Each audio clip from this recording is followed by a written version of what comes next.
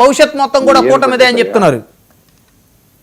మనం రాజయుగంలో ఉన్నామా, ఈ టెక్నాలజీ పెరిగిన ఈ యుగంలో ఉన్నామా, ముందు చెప్పాల్సిన అవసరం ఉంది.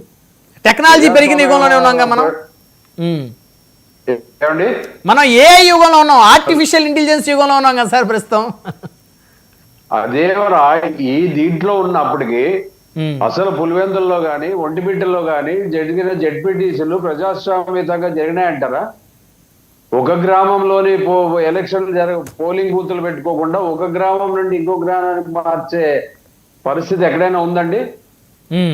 వీళ్ళు చెప్తారు అయిపోయింది, మేము గెలిచినాము అంటే దౌర్జన్యం చేసి పోలీస్ మొత్తం ఆంధ్రప్రదేశ్ పోలీస్ అంతా పులివెందుల్లోనో ఒంటిమిట్టలోనో పెట్టి ఓటర్ ఎన్నికోకుండా చేసి ఈ ఒక గ్రామంలో పోలింగ్ బూత్ ఉండాలంటే ఇంకొక గ్రామాలకు మార్చి ప్రజాస్వామ్య రాజ్యంలో ఇది ఎక్కడైనా చేశారండి?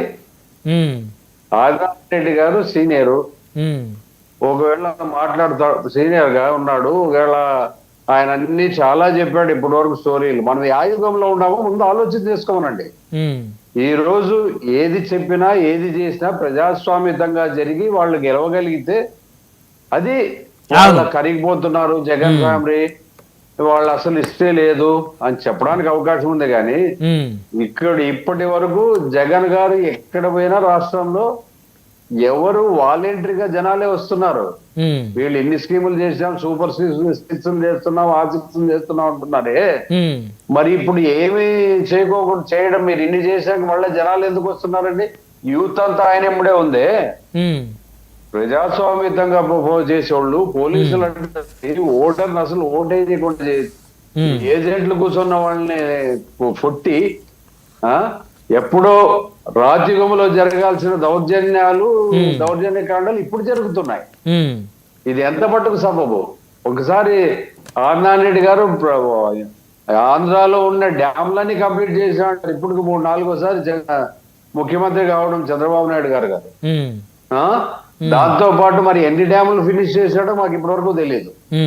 ఇప్పుడు మళ్ళా ఇవన్నీ చేసేస్తాం, మనకు జర్ల సాధిస్తాం, ఇంకా మొత్తము ఆంధ్రప్రదేశ్ అంతా స్వర్గసీమంగా చేస్తాం. 3 సార్లు ఉన్నప్పుడు కనీసం ఏ పోర్టు గురించి అయినా ఆలోచన చేశాడా? ఏ ఒక్క మంచి పథకాన్నైనా ఆలోచన చేశాడా? ఆయన చెప్పుకోవడానికి నేను ఇది స్టార్ట్ చేసి ఏం చేశాను చెప్పండి ఆదినారాయణ రెడ్డి గారిని. ఇప్పుడు అది కాదు, శివరామ రెడ్డి గారు నిన్న వైసీపీ మాజీ ఎమ్మెల్యే రాచమల్లి శివప్రసాద్ రెడ్డి గారు వీళ్ళందరూ కూడా మగవాళ్ళని అరెస్ట్ చేస్తే ఆడవాళ్ళని కూర్చోబెట్టి మేము ఎలక్షన్ చేపిస్తామని చెప్పేసి అన్నారు. మాటలు చెప్పినంత ఈజీ కాదు, ఏమైందని చెప్పేసి కూడా అడిగినట్టున్నారు ఆదినారాయణ రెడ్డి గారు. అంటే ఏంటి అది నాకు అర్థం అవ్వలేదు. కాదండి, ప్రతి ఇంటి చుట్టూ ప్రతి గ్రామంలోనూ వందలాది మంది పోలీసులు పెట్టి తెలుగుదేశం వాళ్ళ దగ్గర కర్రలు పట్టుకొని ఏం పట్టుకున్నా వాళ్ళని ఫ్రీ హ్యాండ్ ఇచ్చి పోలీసు ఒక పక్క ప్లస్ మళ్ళా వీళ్ళు టీడీపీ కార్యకర్తలు నాయకులు దౌర్జన్య పరులు వీళ్ళందరూ ఒక పక్క వాళ్ళు పోలీస్ సపోర్టు నాయకులకి పార్టీ క్యాడర్ కంతా అవుట్ రేట్ గా ఉంటే లా అండ్ ఆర్డర్ ఎక్కడ ఉంది? పోలీస్ ఎదురుగా అందరినీ కొడుతున్నారు, ఏజెంట్ లాక్ వస్తున్నారు.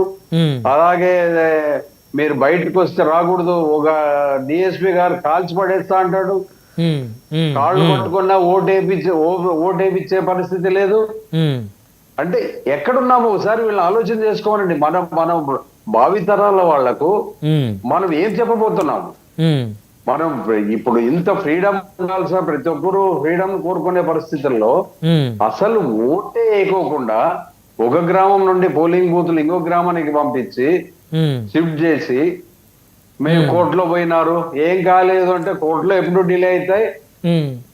సార్ ఇప్పుడు ఈ రోజు రీపోలింగ్ జరిగింది కదా, ఇదే పులివెందుల జడ్పీటీకి సంబంధించి అచ్చువెల్లి అనే గ్రామంలో 492 ఓట్లు ఉన్నాయి, అక్కడ రీపోలింగ్ జరిగింది. కొత్తపల్లి అనే గ్రామంలో రూమ్ నెంబర్ 1లో 1273 ఓట్లు ఉన్నాయి, అక్కడ రీపోలింగ్ జరిగింది. అంటే అక్కడ ఏదో అవకతవకలు జరిగినాయో, పోలింగ్ సరిగ్గా జరగలేదో ఏదో కంప్లైంట్ చేస్తాను కదా రీపోలింగ్ చేసింది ఎన్నికల కమిషన్. మరి దాన్ని మనం అది పారదర్శకంగా జరుగుతుంది అనుకోకూడదా? మనం ఎలక్షన్ కమిషన్ గా ఉందంటున్నారా? లేదా ఎలక్షన్ కమిషన్ కరెక్ట్ తన డ్యూటీ తను చేస్తుంది అంటున్నారా? ఒక్కసారి ఆలోచన చేసుకోమనండి, వాళ్ళని కూడా ఆలోచన చేసుకోమనండి. ఎవరైనా కానీ ప్రజాస్వామ్యాన్ని కాపాడాల్సిన బాధ్యత మనందరి మీద ఉంది. అవును, అదే అందులో నో డౌట్. ఓటర్ల కంటే పోలీసులు ఎక్కువ ఉన్నారు. ఇప్పుడు రీపోలింగ్ ని వైసీపీ బహిష్కరించినట్టుంది కదా సార్, ఎందుకు బహిష్కరించింది నాకు అర్థం లేదు. 2 బూతులు పెట్టేది రీపోలింగ్ మొత్తం మండలం అంతా వాళ్ళు దౌర్జన్యాలు చేసి ఓటింగ్ రానీయకుండా చేసి పక్క గ్రామాల్లో పోలింగ్ బూతులు పెట్టిన దగ్గర ఓటింగ్ పెట్టుకోకుండా వీళ్ళు చెప్పినట్లు పోలింగ్ బూతులను మార్చి ఇదే ప్రజాస్వామ్యము. ప్రజాస్వామ్యంలో ఉన్న వాళ్ళు ఎప్పుడు ఏ ఒక్కదానైనా ప్రజాస్వామ్యంగా గెలిస్తే అది గెలుపు. గాని ఆంధ్రప్రదేశ్ పోలీస్ బలగానంతా 2 మండలాల్లో పెట్టి జస్ట్ జెడ్పీటీసీలు, ఓకే, ఏమో పెద్ద ఎలక్షన్లు కూడా కావు అవి. అంటే ఇప్పుడు మీకు రీపోలింగ్ కావాల్సింది మొత్తం అన్ని మళ్ళీ అన్ని ప్రాంతాలు రీపోలింగ్ కావాలి. జగన్ గారు ఏదో అన్నారు కేంద్ర బలగాలతోటి ఎన్నికలు జరపాలని. కాదండి, మొత్తం రీపోలింగ్ పెట్టి మొత్తం 2 మండలాల్లో రీపోలింగ్ పెట్టి దీంట్లో మన స్టేట్ పోలీస్ ఇన్వాల్వ్మెంట్ లేకుండా పక్క స్టేట్ నార్త్ సైడ్ ఉండే వాళ్ళని మనకి ఇక్కడ తీసుకొని వచ్చి పోలింగ్ జరిగితే తప్ప ఇది జరగదండి. నువ్వు పోలీసు ఇదే వ్యవస్థ ఇదే అంటే నువ్వు 1000 సార్లు చెప్పినా ఇదే పరిస్థితి. శివరాం రెడ్డి గారు మనతోటి